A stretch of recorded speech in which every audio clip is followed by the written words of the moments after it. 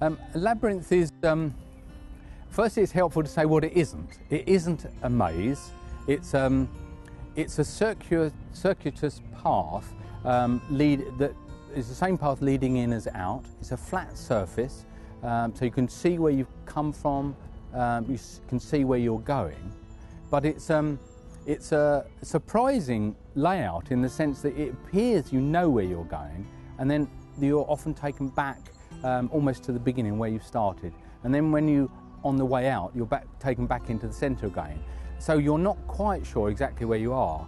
And lots of people talked about it as a sort of almost mirroring life. You know, you think you've got your plans are all sorted out, and then actually something changes and you have to start all over again.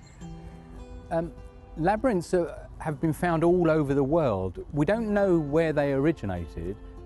What we know is that they've been located in South America, North America, the Far East, in Europe, and they date back at least as far back as 4,000 years, and they are all set in all sorts of materials. Some are simply grass and cut out in different ways, some are stones. Their actual origins we don't know.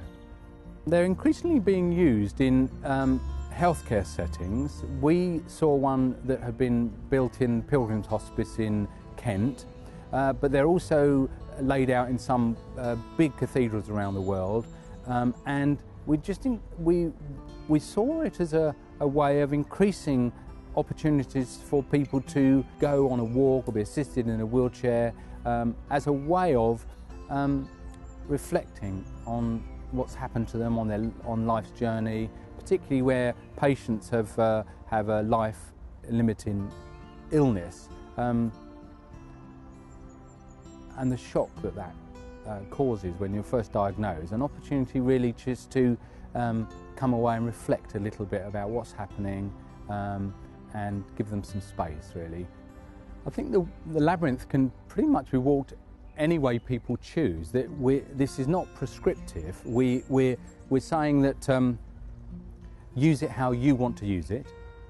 If I can say that people's experience on the whole is that it appears to be good practice simply to take some time before you enter into the labyrinth. It might be there are certain things you want to think about, things you want to address, worries you might have, and you might find it's helpful to sit and jot some of those things down or just keep them in your head, but actually take a few minutes out before you enter the labyrinth. We hope all sorts of people will use the labyrinth.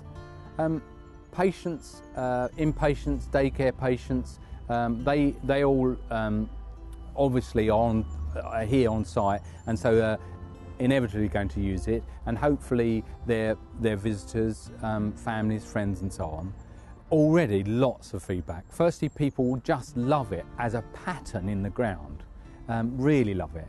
But we've had people say they've had an overwhelming sense of peace.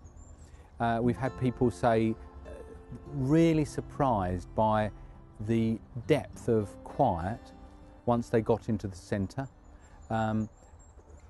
Someone said they were really aware of other people's journeys as they walked in a group. They were aware that other people had their own journeys to make, and actually we shouldn't make assumptions about where other people are in their journey.